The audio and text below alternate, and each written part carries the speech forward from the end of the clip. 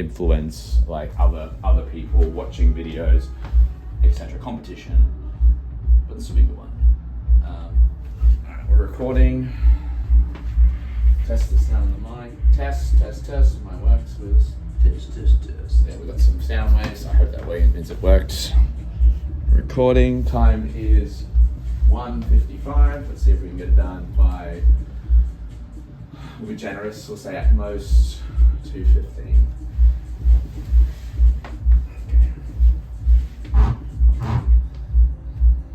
You'll introduce this one, episode 9. Alrighty. Sorry guys, quick catch up on my emails. Not the time for it. No, it's a bit like that. Alright, so this podcast is episode 9. Today we're going to dive into creating change, alright, with Tyler and challenge youth and teens. So quick intro with this episode and what we're going to cover. Today we're diving into the program that Tyler leads specifically to work with behavioral challenge teens and kids. So working with the younger generation, getting them into fitness and training and giving them a little bit more purpose, and then also developing a relationship and trust where we can now start to improve elements that we feel will set them up for success interacting with the outside world. So help them deal with things at school, help them deal with things at home, and help them have the tools to be able to actually process and improve on things throughout their life. The first thing we kind of want to start with is Tyler. So Tyler's going to give us a quick intro on himself, his experiences, and his goals and what he likes to achieve with the kids in the program. Yeah, wow, great start. I guess where we look at starting with a lot of this stuff is my personal experience, and this is where it becomes super relatable to a lot of kids.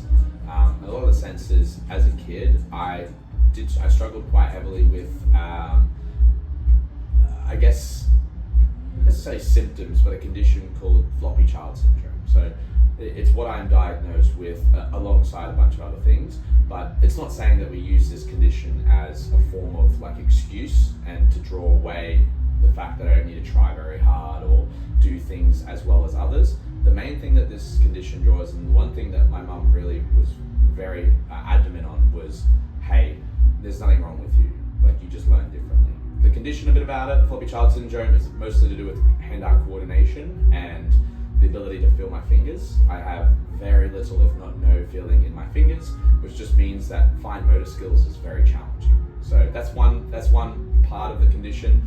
A lot of it has to do with learning difficulties as well. I don't learn as well from a theoretical point of view, which all school is theoretical, which is generally like the annoying part about school for someone like myself, where I didn't learn if the teacher was like, write this down, remember it, and then we'll be tested on it. No chance I was going to do well at that. So I had to build and create a way to learn that was good for me. Mum identified early that I pick up well from copying others. And it was like regurgitated knowledge, chauffeur knowledge is what they call it. So my brother would do something, I would copy it, I would immediately be able to do it as good as he could. And that's purely where I found my skill of learning. So when I research and learn, I don't do well with reading textbooks. I can listen to audio, which is fine, like the audio sensory portion of it is good, but textbooks and then reading a textbook and then understanding it just doesn't work. Words fly off the screen, it's not working. So easiest way to get you stronger is find 4 people who are stronger than you and make you train with them. Exactly, and that's one of the things, it's probably like one of the best ways is imitation. Imitation is a way that I learn.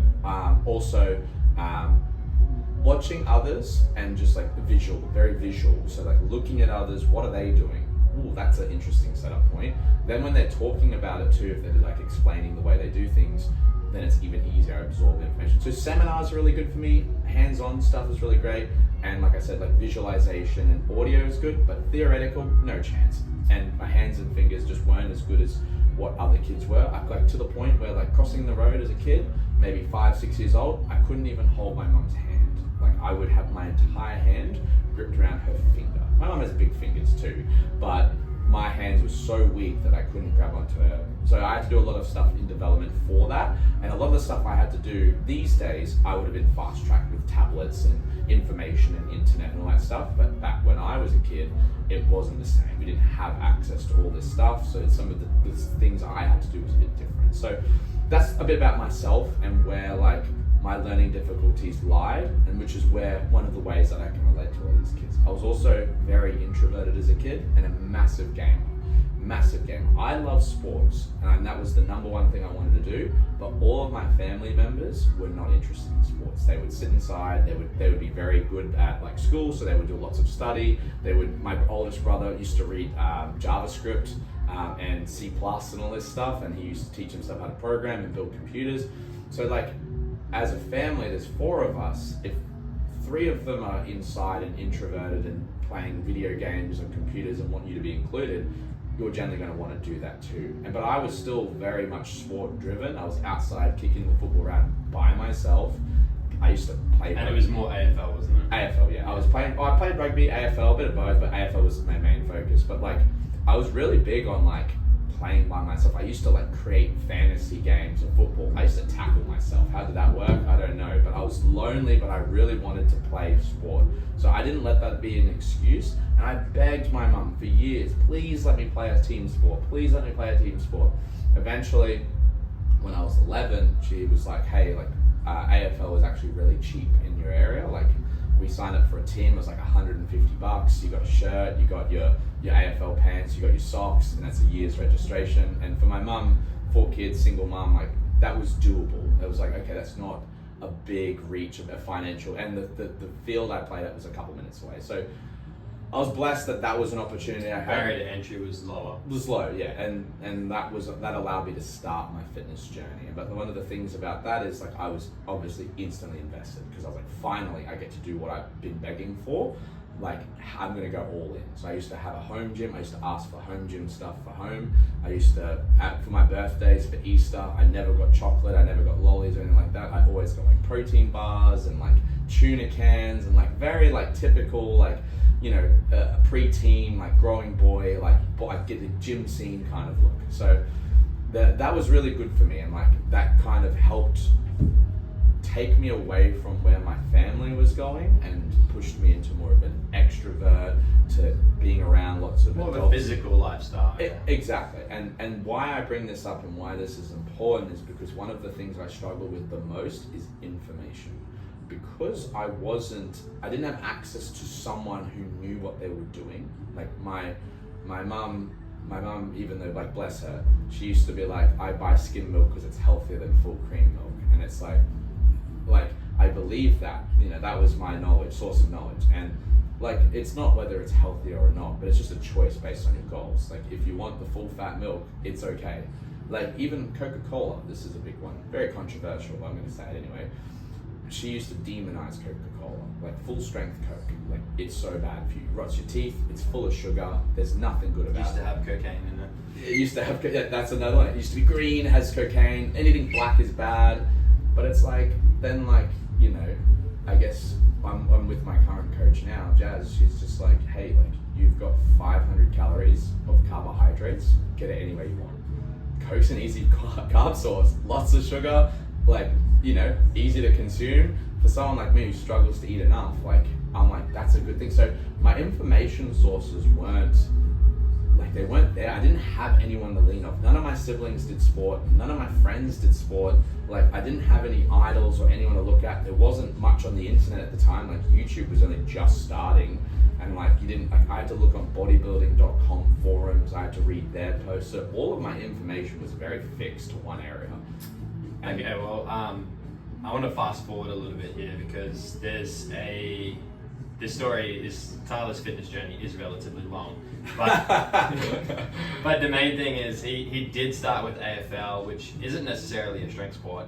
He also did CrossFit, which is a little bit more hybrid, so you're getting all elements fitness. Yeah. And then there was an aha moment, which Tyler moved into powerlifting specifically, and then that also became what you used for your clients, so working with teens and kids.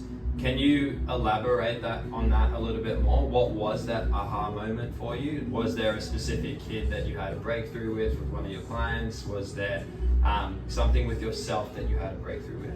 Lots to digress here, I guess, to keep it short and sweet. To finish off what I was saying with the information stuff, is that's probably one of the biggest issues I had growing up, is I lacked information, I lacked guidance. I didn't have what these kids have with me, which was someone who's done it before, someone who's gone through what they're going through, someone who's been in their shoes and I really suck at sport, I'm really bad at running, I'm really bad at lifting, my technique sucks, I don't even know where to start. Like, here's a joke, I used to eat wholemeal bread with peanut butter because this guy on bodybuilding.com recommended that was like his go-to food. I didn't know anything about macros or calories or anything like that. I just ate a shit ton of bread. You were like, he's jacked. He's jacked. That, yeah. He's way too jacked, right? So like now I'm like, oh, he didn't. And those, like your comments just then, we still have that. Like every time I talk with my client, it's the same thing. Yeah. I don't know where to start. So you had less information, but you still have the same problem. Exactly. As we're with our clients, a lot of clients that we work with now, they've got all the information in the world, and they still don't know where to start. Yeah, they've got ChatGPT that can tell them and write them programs. They've got YouTubers and influencers who can educate them and tell them like best practices based on science and literature. Like, I had none of this. So like all of my stuff was experimental. So coming back to the aha moment, it's more, it started as an aha, it's more of an aha moment, if you know what I mean. Yeah, you idiot, you should have known this. Well, I started powerlifting in 2020 and it was like an offset thing during COVID. I was about to join the military and this was when like there was like no live CrossFit events and stuff like that. So all these years of training, at this point it was like 7 years of CrossFit. Like I couldn't do anything with the sport anymore because like technically I thought at that point the world might end, right? I think everyone did. Yeah, life as we know it was. We thought the zombie apocalypse was upon us. That's what I mean. So like from my perspective, so everyone was running. I just didn't know where to go from there. So it's like what I've been doing and focusing on, the purpose I've been living by, isn't available anymore. So I went through two different pathways. I went through Olympic lifting and powerlifting. So I did both, which is crazy. I don't know why I did both, but I did both. So I did like an on-off thing where it's like Monday was cleans and accessories, Tuesday was like, bench and deadlifts, Wednesday was squats, Thursday was snatch work, Friday. So I did a bit of both to see which one I liked more, because I knew I liked lifting, and based on my CrossFit, which was one of the good things about CrossFit, is I got to try everything. Running was great, lifting was great, everything else was average. So that's where I knew I excelled, and I was like, well, why not put a little bit more marbles into this little thing that I'm excelling? So I did, put some more marbles in it. I was like, well, okay, like I'm actually making some progression. I like this, I enjoy it, it's fun. Did you have specific things that you, like metrics that you were looking for? Like, was this enjoyable? Was it easy to set up? Was it easy to track? Like, were there specific, you talk about what you geared your training towards. Was there specific things that these movements had to create, like do for you? And was that a bit of a checklist that you'd run through? I think it was almost like, not necessarily like what the movements did for me. I felt like it was more who I surrounded myself with at the time. Because it's like, what did they value? They valued strength, they valued being strong. And that's why, like, for me, it was a bit easier because it's like I valued it too, but because they valued it as well, it made it easier to do, because it's like you've got these two people who now value the same thing and they're pushing each other, they're about the same strength level. So like you've got this internal competition, but like you also want each other to succeed. So then it just felt easy to then just commit to. And I committed to it throughout my entire military career because it was the most accessible thing at the time. CrossFit was a bit like inaccessible because like they had all the facility for it, but they didn't allow for it, which made no sense, right? But I was a bit different now. It is because now it's an official sport, and fun enough, I won the first year they ran CrossFit for the army. I was the fittest soldier, and it was very hard because like most of them didn't do it very properly, and I just came in and did it. And like the Australian Andrew Hiller. Yeah, well there you go, yeah. But like back to the point, I did all this. Came out of the military, and the injuries I sustained from the military unfortunately made it more of an aha moment where it was like I couldn't do CrossFit the way I wanted to do it. There was too much pain, too many variables, too many things that I was just like restricting myself, or it was causing too much harm. Whereas I found that strength training was a lot more accessible. I could take more time on it, and it worked better with my injuries. So that for me kind of, I didn't choose strength training, it chose me towards the end. So a couple of different things kind of filtered me into that direction. Yeah, okay, so in terms of leading this towards the kids that you work with, because you have experience in all elements of coaching and fitness, what made you gear more of the powerlifting towards these kids? Like, what did you see? We talk about that aha moment. What did you see that powerlifting was doing for the kids and teams that some of the other training modalities weren't? I think it starts with complexity. I think complexity is one of the biggest things that limit the amount of people that try something. I think CrossFit's amazing because it allows you to try so many different things, and if anything, it could be the place you start people with to find out what they truly enjoy. However, one of the issues with CrossFit is because it's so complex and there's so many things going on, it's really hard to train a new individual, especially someone who is young, a youth athlete or a teen or a child, on how to do CrossFit when a lot of the times they don't actually understand how to move properly themselves. So you've got a kid who's like uncoordinated, unconfident, maybe never really excelled in school sports, or like never gone to sports day, never gone to a swimming carnival. Now you're putting him in a situation where you're exposing weaknesses, mainly like through conditioning. Every day, yeah. It's not a great starting point for a lot of young males, especially males, because males a lot of the time, we want to feel competent against our peers, which is like the whole thing we used to talk about where like you do one rope climb, I want to do two.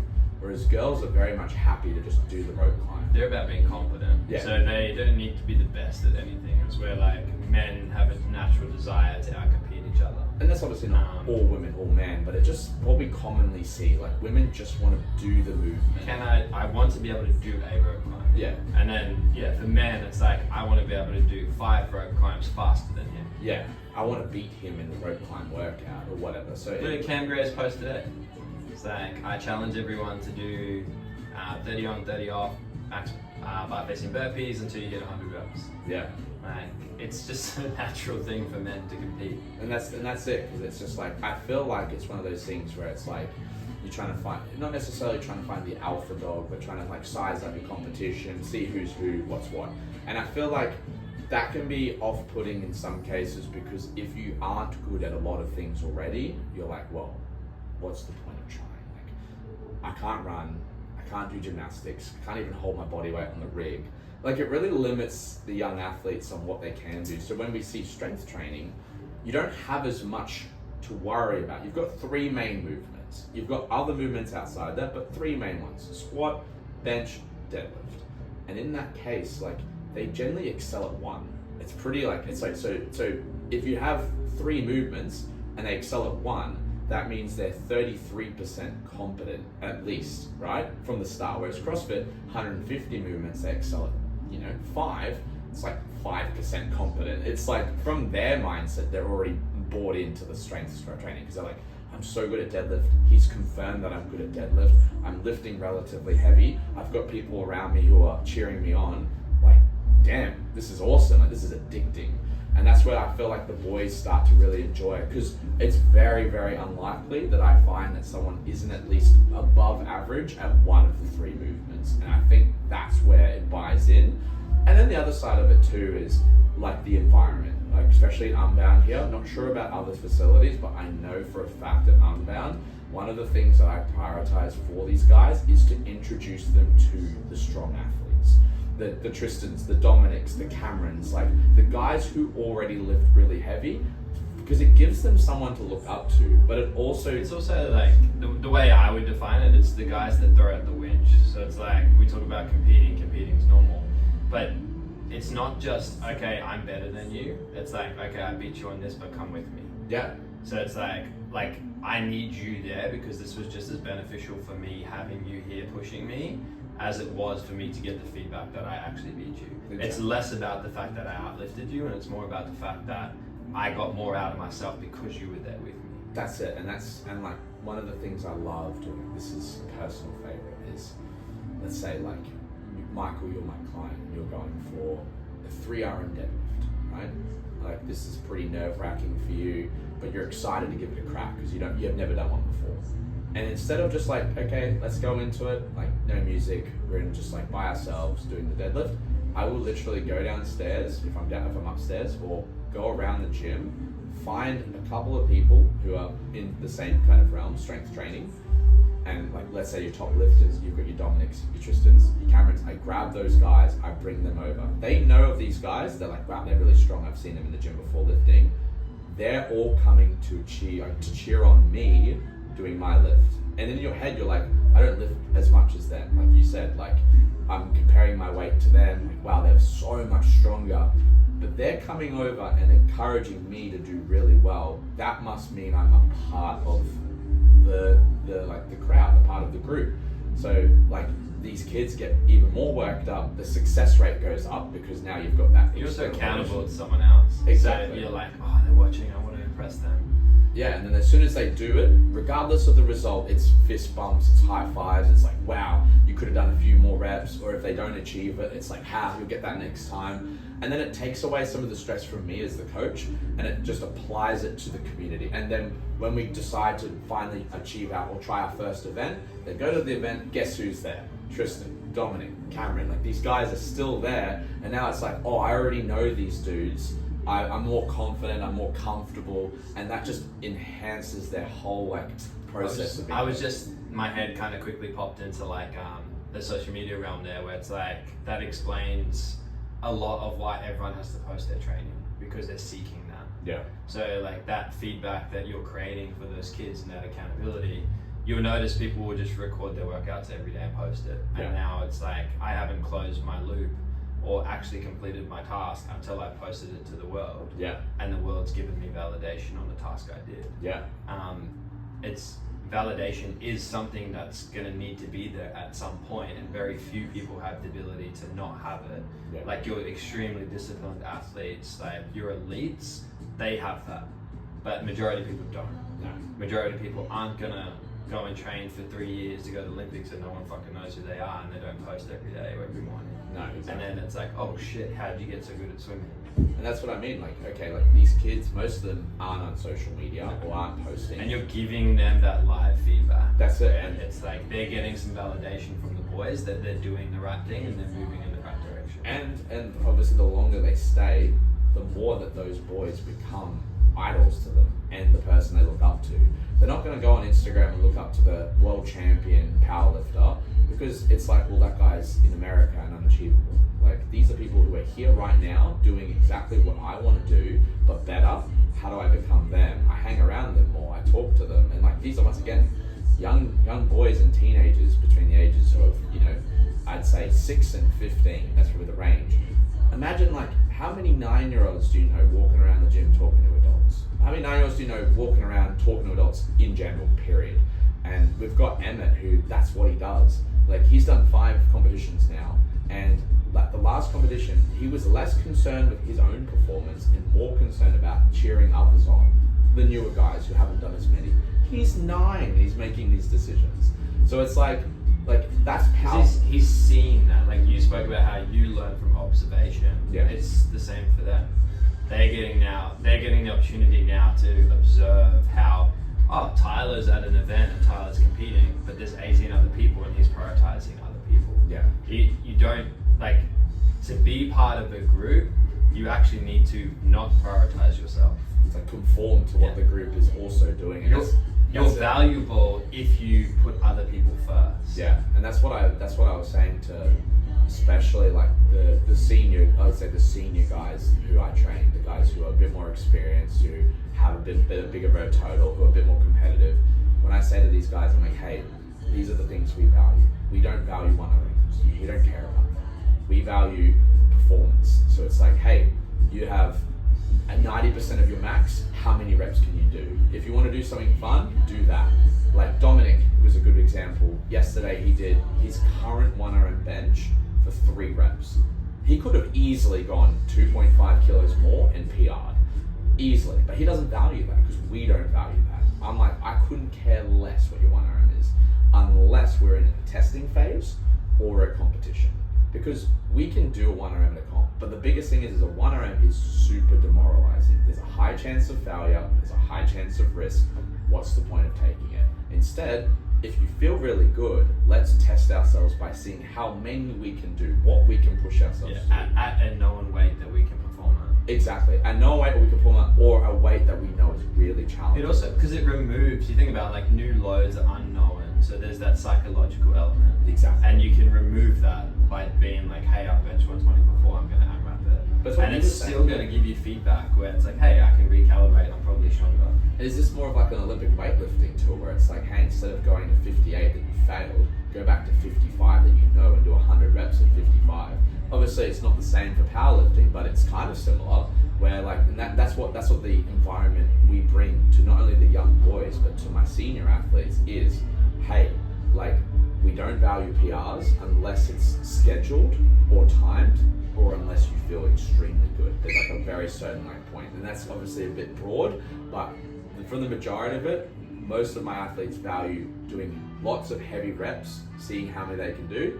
We value going around and encouraging and supporting everyone, no matter what their strength level is. It's interesting having this conversation with you because these kids are very much exposed to a world where it's like, you first, you can be whatever you want, you can do whatever you want. Social media teaches them to prioritize themselves. There's not really, like you don't really see anyone, if you just think about like posting in general, the reason I'm just using it as an analogy is we can all relate. Everyone just posts about themselves. Yeah. No one like, it's not very often that someone will be in a group and they'll take photos of their friends and they'll be like, hey, I'm so happy I have all these friends. Yeah. The photo has to be about them. Yeah. And it has to be, I'm so happy I have all these friends. Yeah, yeah. But it's like, this is a unique scenario where it's teaching them how to interact with society, and a lot of the values are built around being there for other people. Yeah. And then that favor gets returned. Yeah, exactly. Where now, when they are in a stress test scenario where you're testing a 3RM or whatever it is going to be, those people are showing up for them. Yeah, and that's the lead from the front. Like that's where it's like, hey, like I know you're a senior athlete. Like, I know you can do great things, but like we want these other kids or these other teenagers or these new athletes to do great things too, so that we can do even greater things. Because it's like, for me, like when I'm at a competition, it's like I don't think at all about myself. Like even last comp, I forgot my warm up until it was almost too late. I was like, oh shit, I've got to start warming up. I'm actually up next. So in my head, I'm like, I want my guys to succeed. I want to support them. And sometimes I think maybe I shouldn't be involved in the competition. Maybe I need to step back more and be the coach only. And there's a time and place for that. I guess it really depends on the particular thing, but a lot of my athletes want me to compete because they want to see what I do as well and be supportive for me. And it validates what you teach. Exactly. So you're teaching people to be stronger and you're getting stronger. So in their mind, it's like, it's trust. I trust what you tell me to do. It's working for him, it's working for me, it must be working. And that's awesome. And like obviously, like I said to the guys, like I will 100% jump in with as many things as I can. I'll do the silly things with you guys that you want to do because I want to be a part of my own community. And like, you know, I lead from the front. That's the big thing. Tristan always says, like, lead from the front and be the example that you want them to display. So it's like, it's hard because it's like you said, like social media is so about posting about yourself. And that's something that I've actually really focused on trying to do the best that I can this year is I record a lot of my athletes, and you'll see it on my social media. Like there'll be posts about me on there, like stories about my training. But a lot of it comes after my athletes training, because my athletes training is more important. Like, and it's cool because it's like, wow, like Ty recorded my lift today and he posted it on social media. He posted it on his account for others to see. Like he's proud of me, and it's like, yes, I am. Like, but like I also want them to see my training because I want the same thing. Like I want to be proud of myself. So it's like I put it out there, I get to watch it, and because Instagram's great, like I don't have to keep it saved on my phone. Once I post it, it's saved on their archives. I can download it anytime. It's in the cloud. In the cloud. So I lie because I lie if I said like I don't like the validation as well. I love it. I love the validation. But it's understanding that. It's like I think the conversation breaks down when people go, I post for myself. Yeah. Like I post because I want this archive. That's where it's like, but then you wouldn't make it public. Exactly. You post because you want validation, and you need to be clear on that, because when it's not there, then you know what void you need to fill. Yeah. As where if you lie to yourself, this is where it becomes dangerous. Yeah. Because you're telling people what you think is socially accepted or politically correct, but it's not actually what you believe, and it's not actually what you do. No, and that's it. And that's the hard thing. It's like, yeah, it's like, can you maintain true to your morality? Like, are you able to display what you want others to display with you? Like, and if you're leading, which is the hard thing, it's like, and this is what I made a post about after the deadlift comp. It's like, do I actually know what I'm doing? Oh, mate, I'm like that all the time. I was talking to Caleb about it when we were, I was like, sometimes I write these programs and I'm like, I've got all these frameworks and protocols and things that I use to put things together and get desired outcomes. And then when someone questions me on it, I'm like, fuck. Like, do I know what I'm talking yeah, about? and it's like, and you just have a brain fart and you forget. But you know, if you were sitting there writing the program, you'd fucking nail it. Yeah. And you would get the desired outcome. But then I was like, but that's experience. Yeah. Like, experience is like you've learned by doing the thing, and it's in here. But it's like, how do you get it from here into a structured format that you can now use to teach other people? Yeah. And there is a strat, like I think everyone has that. Everyone has that where they question themselves, but you almost need to just do the thing and get a third party to come watch you and write down your steps. Yeah. Where it's like, oh, this is how Tide problem solves. Here's step 1, here's step 2, here's step 3, and then that becomes your framework. But you can't write your own framework. No, because that's biased. Because you're gonna avoid anything that, like, you're gonna leave out the things that you might actually need to genuinely work on, or like some of the things. It's like a different role. You like end up taking on the hat of trying to write down, and then you're not actually going through the processes that you would normally go through. Yeah, because you're trying to separate yourself from the situation, which is interesting because it's like bringing it back to the youth training and why I feel like strength training is just so accessible, and it really does come down to like the movement patterns aren't complex. They can be broken down and made simple. Whereas something like a snatch, even though it can be broken down, it's still not simple. Something like gymnastics work on the rig, like there's such a buy-in requirement. Like, this is the thing, like athletes need to be able to hold themselves. This is not a set standard, but this is just my standard. Athletes need to be able to hold themselves for 20 seconds on the rig before even attempting like some simple shape work.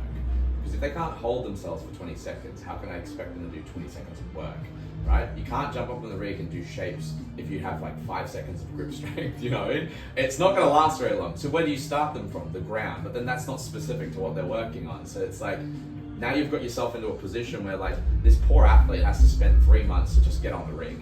So, Yeah. which is fine if that's your goal, but for strength, But you need buy-in first. You need buy-in and first. buy-in first happens by giving quick results. quick results. Quick And feedback. how do you give quick feedback? You then build trust, then you tackle the longer things. Exactly. And Michael's big thing is like for new members is trying to get them to do a challenge or competition in the first 90 days, because it's likely that they're going to stick around for a lot longer time because they have that confirmation and buy-in. So it's like, Man, I didn't like even the protocols that I use for longevity, like my structures have completely changed. Where I used to be like, oh, I can't go and make these clients lose water weight and create all this rapid change because it's just going to create results that they desire that aren't going to be accurate and sustainable. No. As where now I'm like, fuck yeah, I'm going to help you lose 6 kilos in a week. yeah, And then I explain and educate them on it and what it is, but I give them that fast feedback loop.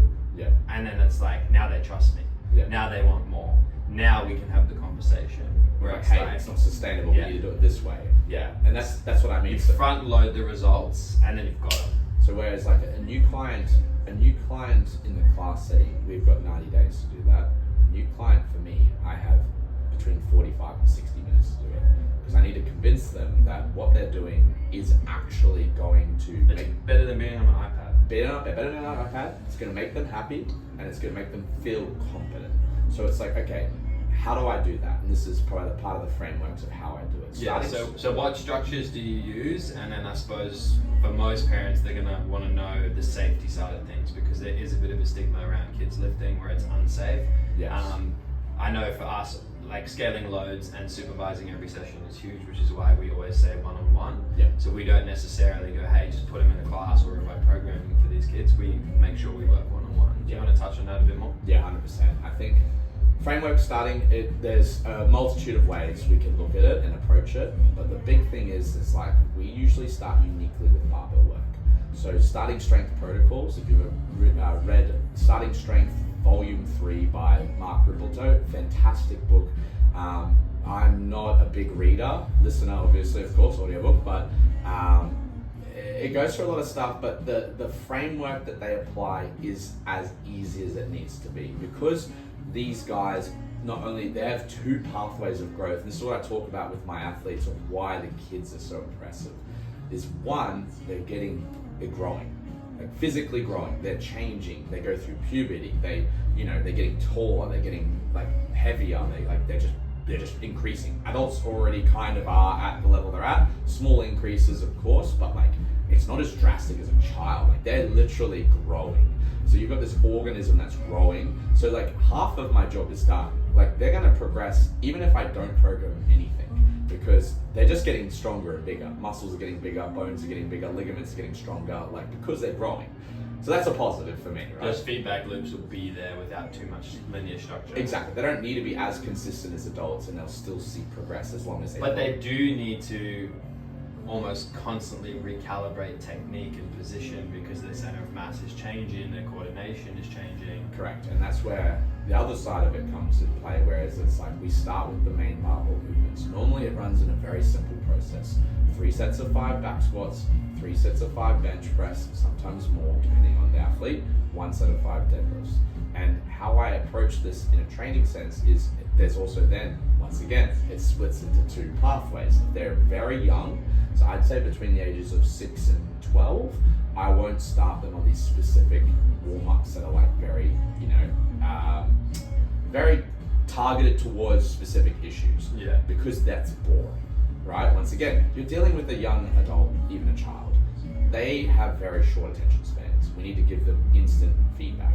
The way I do that then is the other side, whereas their warm-ups are a bit more hypertrophy based, they're machines, super easy to warm up on, and they kind of imitate similar movement patterns that we're about to hit. So for example, squat, bench, deadlift, it'll be literally leg press, chest press, lat pull down.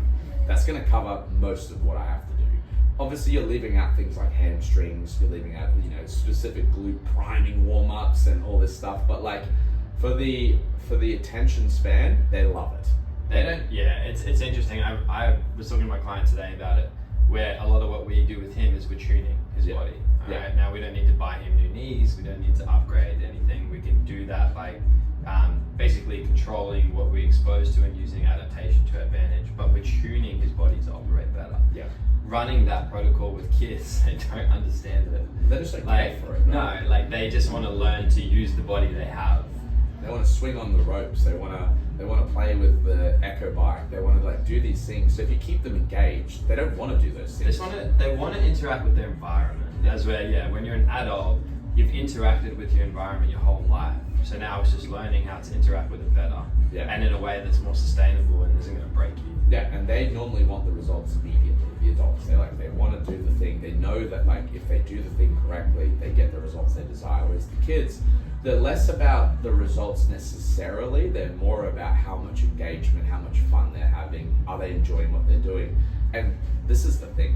Like when adults say to me, "I hate Bulgarian split squats," my response, "Too bad, they're good for you." When the kid's like, "I hate Bulgarian split squats," I'm like, "Cool, we're doing something else." Because if they hate it, we're not going to do it. Yeah. And like maybe later on, when they get a bit more mature and older, I'll explain to them the importance of the movement and why we're doing it, and then they understand because they've been doing it long enough. But for the really young ones, like if you give them something they hate and force them to do it, they're not going to want to come back because they're here for fun. Everything they do is trained. It has been trained into them that they need to enjoy what they do. They need to love what they do, or they shouldn't do it. So it's like because they've got social media, they've got all these other outlets that just skip whatever they don't like, skip the ads, I don't want to watch that. I can just get my instant gratification. So we gotta bring that into their training. And so once we do the barbell movements for a while as well, we've done squat, bench, deadlift, we start to identify small weaknesses. Which generally happens, right arms are stronger than less, right legs are stronger than less. They don't have midline strength because they don't train their core. They don't know how to extend through the back. Exactly. They might be a little bit like, lopsided or whatever the case is. And this is where then we start adding maybe some specifics where instead I might change the barbell bench press if it's an arm weakness to a dumbbell bench press. Or it's very, very unstable when they unrack, same thing. It's just making small changes, but we don't make big changes to the movements. I'm not going from barbell bench press to, plyometric push-ups. So I'm not changing it too much where they still they're familiar with the movement pattern, but it is different enough that it's gonna give them and give me what they need. So that's where I kind of start with most kids, but the rep scheme stays relatively the same. As they start getting a bit more involved, some of them do end up coming more than just once, whether that's for personal training or, they come in for the gym for an open gym membership. In that case, the ones who do come in more often and do the open gym, I provide them with things to do on apps and whatever, so they can follow along. There's always videos, or it's always the things that they've already done. You're providing structure. Exactly, and they come and see me before they start the session. I give them some run through. I tell them to come get me if they need any help, so they've got that safety there. But also, they've also, once again, drawing all the way back to the group mentality, they also have those experienced senior members that they already know they can ask the same questions, and they trust them because they know that I trust them. And they trust you. So it stems from that. I suppose for the listeners, some of the kids and teens that you're working with, we say challenged. What kind of challenges do you find? Like ADHD, anxiety, behavior issues, low self-esteem, the lot? What does it tend to be? And then we've touched a lot on the key things that we use. So the barbell has a lot of crossover to help us address this. But by the sounds of it, creating a non-judgmental space and a trusting environment where you can give those feedback loops is key. I think to answer your question is it's the behaviors are always vastly different. So there's no one individual who's the same. I think behavior is addressed with patience. That's number one. You've got to be patient. They're going to mess around, they're going to do some crazy stuff. You can obviously be stern and firm with them, but there needs to be some lenience there, because once again, if you're too strict and mean, they're not going to come back. So being patient with them, they're messing around the ropes, they're playing on the pegboard, they're not hurting anyone, but just getting some of that extra energy out, that's fine. They'll be hey, let's get back to our set. Okay, we're back into it. Or I will distract them with let's chalk up for our next set so we're ready to go. Once they've got the chalk on their hands, I'm okay, let's do the deadlifts now. And they'll go back to doing the deadlifts. So from some of it's almost being one step ahead of them. And understanding that everything, we spoke about it before the podcast, everything's a feedback loop, and what behaviors are you trying to reward? Because that is the battle. We are dealing with the fact that they get constant rewards. And we now are just trying to create an environment where we can reward behaviors that are going to help them deal with life a little bit better. So deal with social interactions, deal with this, if we think about some of the kids that you work with, it's to deal with some of the social anxiety that they might have being in a new environment, or stuff that maybe they're trained in the mornings and they haven't done an afternoon. Now all of a sudden they come to an afternoon and it's busier. Those familiar faces aren't there. Yeah, and that's a challenge in itself. And I think one of the best things I tell the kids is if I was you, if I was your age and my parents were bringing me into this environment, and I had the same mindset I have now, I would do anything to maximize it. If I was in their position based on my upbringing and how I had to learn the hard way, everything through experience, trial and error and stuff, I would give anything to have someone like me be in charge of them. And that's something it's hard to explain to them, because obviously they don't have the same values and feedback loops that I did when I was their age. So the best way I talk to them about that kind of stuff and staying attentive and being present in the sessions and coming into those new environments is by introducing them to the better people by leading by example, by like making sure that they're having an overall good experience and consistently checking into them. I don't ask them what RP was that set. I tried that, but kids have no idea how to rate themselves. So I'm like, was that light, medium, or heavy? And I let them tell me. And I'm like, do you want to go up in weight? I let them decide. I feel like if you give them some choice, they feel a little bit more flexible. Okay, we've got squat and deadlift left. Which one do you want to do first? Oh, I want to do the deadlift first. Okay, let's go do that. Cool, like we've done that, now we have to do the squat. They're less hesitant, where it's like, we're gonna do squat now. Oh, yeah, so I suppose with an adult, you're dealing with decision fatigue because they're an adult, so they don't want to make decisions when they come to the gym. As with a kid, we think about when we were kids, like life's easy. Yeah. So like you want to be able to have a choice and make a decision. And that's as well, like I think when we come to competition and getting them involved in the competition setting, the other thing we have to really guide these kids on is like, hey, like you said, they're used to getting participation medals and being told that they're brilliant at everything. They're used to being, ticked off no matter what the level of commitment or like the effort they put in. They're used to all this stuff, that this reinforcement of like, hey, you can do whatever you want to do. So when they get to comp and the comp is strict, they don't care how old you are. There's a set of rules, you either get it or you don't. And then they don't. These kids don't know how to react. They've never actually been told, no, you're not good enough. And that's what I love about the powerlifting scene, because it's like, it's an opportunity for the kids to learn the real world. Treated just like everyone else. Treated just like everyone else. And that's the thing, like it's not. A lot of the time, it's they get the labels like you spoke about when you had, when you were a kid, but with the labels comes fake sympathy or empathy. Or the excuse. Yeah. I don't have to do this because we frame it as toxic compassion, because it's like people will now interact with you in a way that makes them feel good but doesn't actually do you good. Yeah. And I think this is where this is the most valuable part of it, is when they actually get to that point where they compete, they have those humbling experiences, and it does upset them. Some of them with people they trust. Yeah, with people they trust. They do cry, they do get upset, they do get emotional, and these things are okay.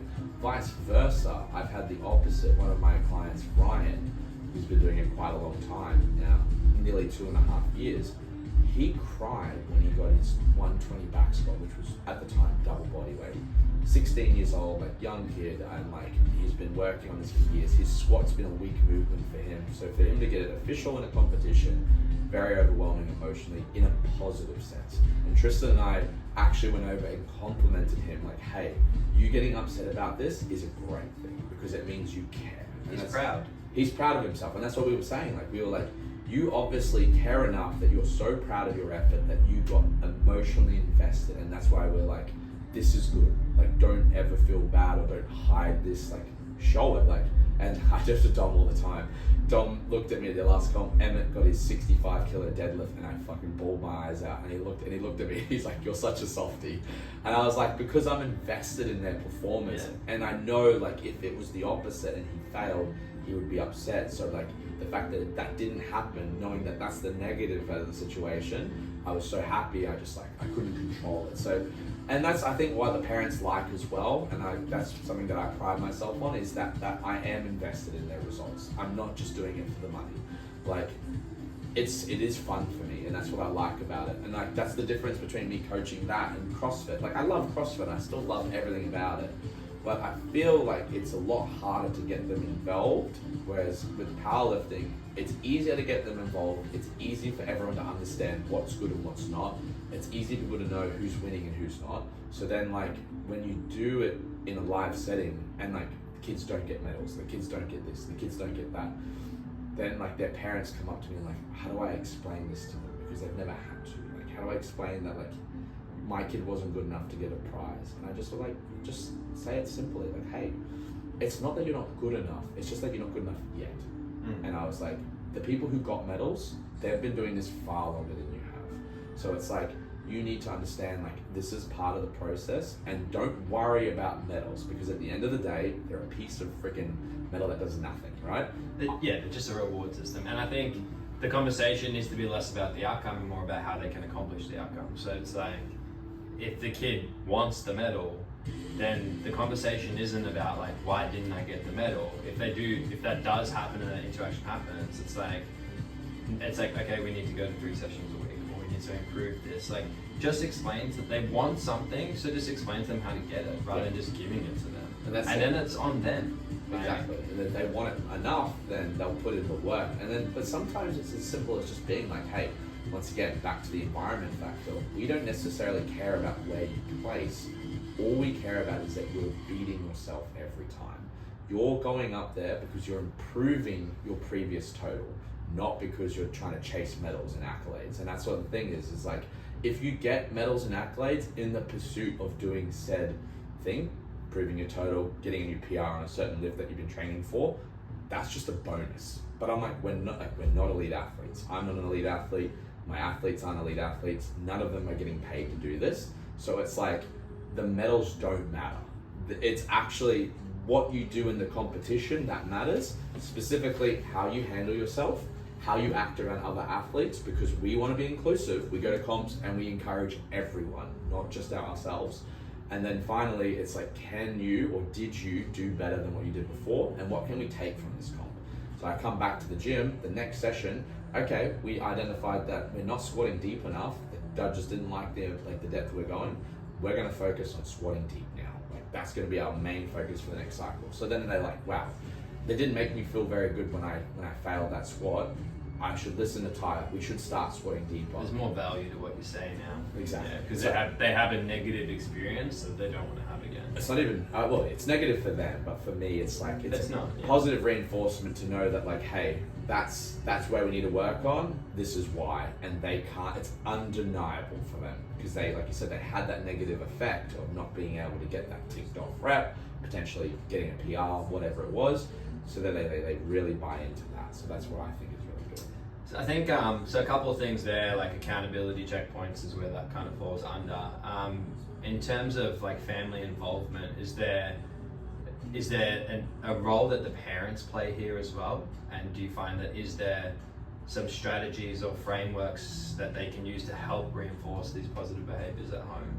Yeah, I think firstly and foremostly, like, just understanding that what their kid is doing isn't inherently dangerous. This is what I try, and this is the starting stage, because the first hesitation from parents is safety, which is absolutely fine. You have every right to know that your kid is what they're doing, they're going to stay safe. Obviously, when we're going for personal bests and 1RMs, we can, like, the risk is a little bit higher, and that's why I like to save these for competition, because in competition you have between 3 and 6 spotters for squat, you have 2 to 3 spotters for bench, and deadlift, like, the bar starts on the ground, so it's pretty hard to hit yourself. We emphasize technique being our number one thing. The technique needs to be important, and the reason why is because we don't want to hurt ourselves. So I say that to them so that they inherently remain safe. A lot of the time, parents think about, oh, like, it's going to hurt my kid because it's going to stunt their growth, it's going to blow their back out, blah, blah, blah, blah. And I understand these things. Like, these are all valid concerns. But the one thing is when I explain to them, when they play rugby and they get tackled by someone, are you concerned about their health? I'm like, at least in this sport, there's no one out there to hurt them. They're the one that's going to be They're in control. Yeah, I'm responsible and they're responsible for themselves. And of course, we want to make sure that they're as safe as possible, but at least they don't have to worry about external factors. Like, it's not like the ceiling's going to fall on them. This kid's twice as big as me, and he's going to hit me from a weird angle when I'm off balance. Or he's got a vendetta out against me because, like, I scored a try and, like, I made him look like crap, so now he's going to try and, you know, it's not like kids will run around the gym with dumbbells trying to throw them at each other, like, he outlifted me, I'm going to throw my dumbbell at him. You know what I mean? Like, so that variable isn't there. Not yet, yeah. So I guess on the bright side, like, inherently it is a lot more controlled, which means it's generally a little bit more safe. The second thing is obviously with parents, if they're not going to include themselves, they need to understand what their kids are doing. So, which at least with powerlifting, it's very straightforward. Like, come to some events, support them, be there. And encourage it. Be like, hey, like, this is really good for your overall health. Like, what you're doing is you're doing it right. You need to make sure that when you're in your sessions, you're listening. And a lot of parents, good parents, that's exactly what they say, which I don't think I've had a parent that hasn't said that. No, and I've had a lot of clients who you start with performance, and because performance becomes a priority, now they ask about food. Yeah. They're like, hey, I want to get stronger. How can I fix my food? Now you have 12 and 13-year-olds who are going to school with meal prep. like rather than eating out of the tuck shop. That's going to give them a huge advantage. Exactly, and I don't think it's necessarily something that you ever have to bring up. They normally naturally bring it up because they realize like, wow, my training's really good. So like, how else can I maximize other places in my life? So, and that's a natural conversation. That's the same thing I had with my brother when he was going through his up and coming process. We didn't even speak about food for an entire year. And then eventually he came around and he was like, hey, for the next comp, I want to be under 110 kilos. So how do we get there? And I was like, cool, let's take a look at your nutrition. Let's talk about it. Now he's invested organically because he's now interested in his decision. His decision, yeah, exactly. Yeah. So I don't push it on the kids unless they ask. And that's the same thing. Like kids are like, most of the biggest issue with the kids, the majority of the ones I deal with is they're usually not good at putting weight on. Very rarely it's the other way around. Kids we deal with, most of them are too skinny. It's I said that too. It's optimized. A lot of the food is optimized for convenience, which just means it comes at the cost of well-balanced nutrients. So the kids just aren't getting exposure to enough protein. Like they're not getting exposure to enough calories all the time, especially for how their bodies are changing. And I remember even when we were at school, like I would not eat my lunch because I only had 45 minutes and I wanted to keep the footy for 45 minutes. Yeah, I was like, I'm not sitting for 10 minutes to eat my food. I would rather starve. Or like, I don't want to eat my food so that I can kick the footy better. I don't want to feel like sluggish and like full and like then all my mates are on the oval kicking the footy, now I'm missing out. So it's like, that does play a big factor. It's a little bit different now. Kids now, I don't want to eat my food because I need more game time on my iPad, or laptop, or whatever. Yeah. So, but it's still the same thing. Just replace the. And that's it. And that's what I mean. I felt like as well, like, and this is probably like maybe my final point with the accessibility of it as well, is as they get older, generally what we find is most adults opt out of sport and then they opt into the gym because the gym is a bit more convenient for life. Sport is a bit more come in on Tuesday and Thursday for training, games on Saturday. And it's less adaptable, as where training is very adaptable to your lifestyle. So you can move it from an afternoon session to a morning session to a lunchtime session. You can go from a conditioning bias program to a strength bias program because your joints are a little bit beat up from running or whatever. Like now you've been sitting too much so your back can't tolerate the hinging. You can change it now to a little bit more machine work. We're not doing as much compound stuff. So it does allow inherently a lot more consistency. Yeah. And you definitely want kids to understand how to go to the gym and use the gym from a younger age because there is going to be a point in their life where they're not going to have sport. Yeah, or sport doesn't interest them anymore. And at least they have that background skill already. They're aware of what does what, and they've already mastered the hardest thing, which is the barbell. And I think that's where a lot of these kids have the advantage. Like I said, when I was growing up, no one taught me how to squat, no one taught me how to bench, no one taught me how to deadlift. These are things I learned on the fly, and what Mike can tell you now very poorly to start off with. Yeah. And then as I've developed over the years, it's gotten better and better. But imagine if someone was there to teach me how to do it right the first time. It's a huge competitive advantage. And I suppose to wrap up, what we're talking about here is balancing praise versus pushing goals. Need both. So the feedback loop needs to be there. We just need to be careful with over praising or praising the wrong things. And we define that by desired outcome. So if the kid does have behavior issues, right, then it does change the way we incorporate, even though the frameworks might be the same with training, the feedback loops might change. Yeah. So you might teach that kid, like you said, to be a little bit more involved with other people at the gym and try and be a little bit more supportive and aware of their progression and use those strategies to help them develop a little bit more care. Yeah. Which then translates into other behaviors. And they don't necessarily need to understand the severity of what someone's doing. So let's say, like, for example, Tristan's going for a new bench press PR. They don't need to understand the severity of like what he's going for. They just need to understand that he's going for something that's new and scary and risky, and it's good for them to watch that whole ordeal, whether it's positive or negative, so whether he fails it or he gets it, because then it exposes them to that whole like risk scenario where it's like he's either going to get it or he's not, and it's like, and then in a month's time they see him doing it again. Where it's like, oh, like it clicks. Like, hey, he never gave up or stopped. Yeah, he got it. He got it this time, and he was like cheering. I remember when he didn't get it and like how upset he was, and it's like you see that from the senior people you look up to, and it's like it makes it more relevant to you. And then like on the other side of it too, it just shows how much support is for everyone. Because it's like, well, when I did my 1RM, Tristan came over and supported me. So now he's doing his 1RM. I know I'm middle of my session, but Ty's asked me to come over and support him. So now it's like we've done both ways, and it's like they just stand there and they cheer him on, they fist bump. And then as from Tristan, like, oh wow, this youth athlete, this young guy is watching me lift. He's more inspired to try harder. Even if it doesn't mean he leads to success, it just means that like he's fist bumped this guy, he's included him in his like journey to him progressing. He's more invested now. So it's like, and then like we see Tristan at the comps, or we see Tristan in the gym, and it's like, once again, identifiable figure. He's a safe figure, and it allows me as the coach to then take a bit of stress off myself. I can be like, Tristan, you can organize the kids at this comp to make, get them to warm up and stuff, and the parents trust it because they're like, wow, he's a senior member, he's good at what he does, he's very approachable, my kid's been around it before, I trust that guy as well. And it's like, so it allows me to then delegate to my senior members, and like they love it. They love the extra responsibility. Yeah, it gives them a bit of responsibility. But it's because they also like, that means in their head like, oh, Tyler values me enough that he will trust me with this task. And I think that's good too, because then it's like I do trust their feedback as well. Like they've been doing it for a decent amount of time. They are also doing what I'm telling them to do. When they give me feedback, I listen. It's the same with the kids. Feedback, I listen. Like I didn't like that. I didn't like the way that felt. Oh, my knees hurting. Okay, like, or like I had a rough day at school. I'm really tired. Cool. Let's adjust the session. Bit of the session. I suppose if anyone wants to get in touch and get started with training with you, where do they find you? How do they get in contact? Best couple of ways. One is obviously through our website, umathletic.com.au/personal training. We can start there, even if it's just a discussion, conversation. Other than that, Instagram, you can always DM me, Tyler J. Hamilton. We can organize something.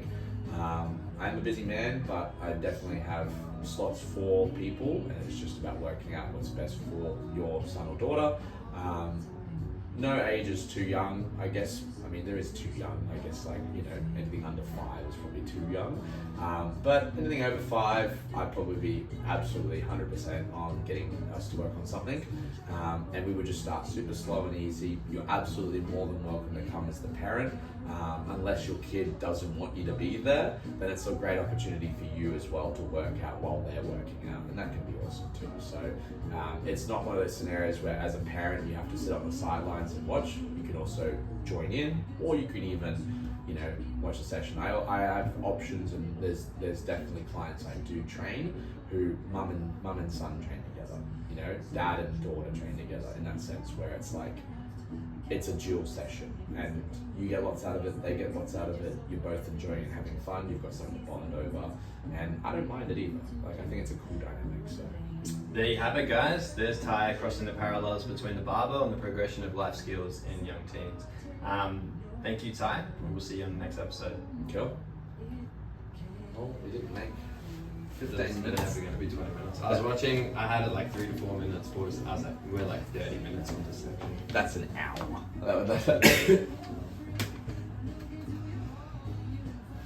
You got time for one more, sir?